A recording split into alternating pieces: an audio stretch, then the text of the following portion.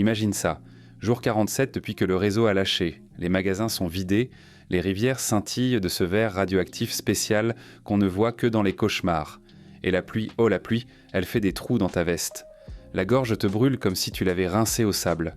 Les lèvres se craquellent comme du cuir vieilli. Et cette flaque près du bus renversé commence à sembler rafraîchissante.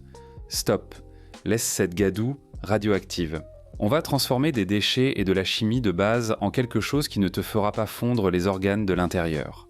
Je suis assis là à fixer cette flaque verte et mon corps hurle des quotidiens. Chaque cellule crie la soif. Mais le cerveau, cette partie qui marche encore, dit que le mec qui a bu de la rivière verte au 3e jour a tenu 2 jours de plus avant que ses tripes lui sortent littéralement par en dehors. Ne sois pas ce mec. Méthode 1, distillateur solaire. Pour quand le soleil bosse encore. Tu creuses un trou d'environ 1 mètre de large, demi-mètre de profondeur, ou jusqu'à ce que tu tombes sur de l'humidité, des cadavres ou des regrets. Pose ton eau dégueulasse trouvée dans un récipient au fond, peut-être de la pisse, cette boue verte de rivière, le liquide mystérieux du supermarché abandonné. Peu importe, la chimie juge pas. Maintenant étire du plastique transparent au-dessus du trou.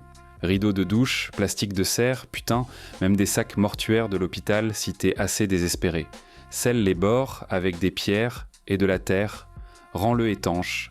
Pose un petit caillou au centre pour que le plastique s'affaisse en entonnoir pointant vers ton gobelet récupérateur. Ici, la science devient ton ami. Le soleil chauffe ta soupe toxique et l'eau s'évapore.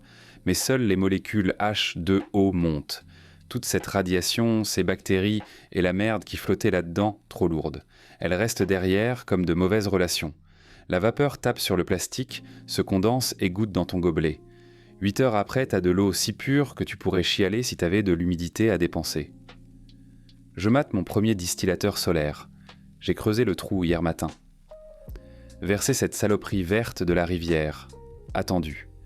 Vérifier toutes les heures. Comme regarder pousser l'herbe, sauf que là, c'est vie ou mort. Quand j'ai vu la première goutte dans le gobelet, une goutte propre, transparente, j'ai ressenti un truc proche de l'espoir. Sensation bizarre après 47 jours. Méthode 2, ébullition et récupération. Pour ceux qui ont du feu mais pas de patience, trouve une casserole. Trouve une autre casserole. Trouve un tube. Tuyau de jardin, tuyau de cuivre arraché, de maison morte, petit tube médical de cette clinique dont on ne parle plus. Relis-les. Une casserole contient ton eau cauchemar. L'autre reste vide et froide. Allume un feu sous la casserole contaminée. Quand ça bout, la vapeur voyage par ton tuyau maison jusqu'à la casserole froide où elle se condense en eau.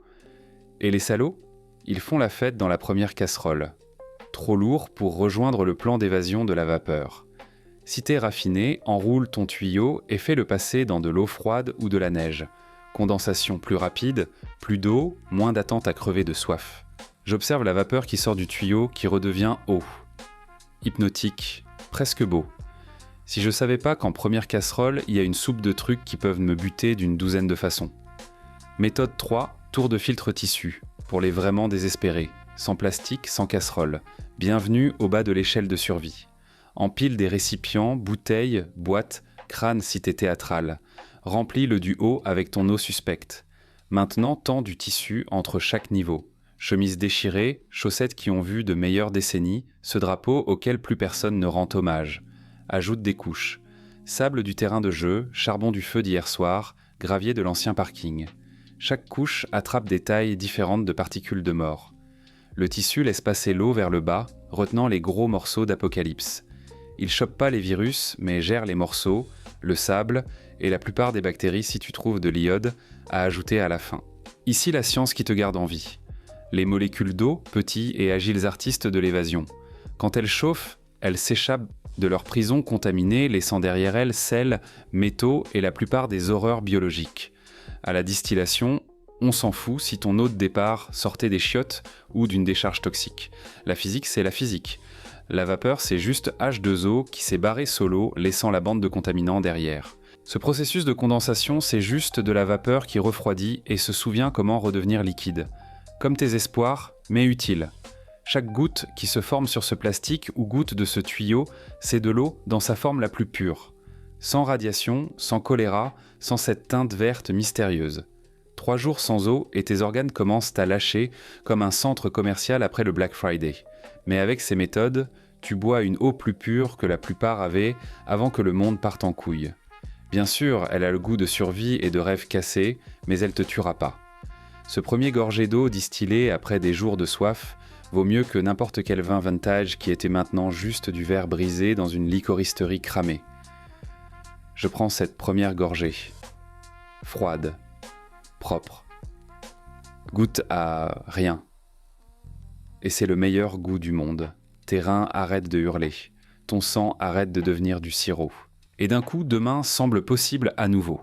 Sans filtre de design, sans pastille miracle, sans supplier aux portes de n'importe quel chef de guerre qui contrôle la dernière tour à eau. Juste toi, un peu de poubelle, physique de base et ce genre de refus têtu de crever qui a gardé les gens en vie jusqu'ici. L'eau est propre, la tête claire, et au loin, un autre survivant vient de voir ta colonne de fumée. L'heure de faire bouillir plus d'eau. De la compagnie arrive. Ou pire, n'arrive pas. Je regarde la colonne de fumée de mon feu, signal pour les autres, ou cible. Dans ce nouveau monde difficile de dire ce qui est pire, être seul ou être trouvé. Mais au moins maintenant j'ai de l'eau propre. Au moins un problème réglé, il en reste 1 million, mais aujourd'hui c'est une victoire. Si tu veux plus de façons de pas crever de soif quand le robinet arrête de couler, abonne-toi. Ici on vend pas d'espoir. On vend des méthodes pour tirer la vie de flaques de mort.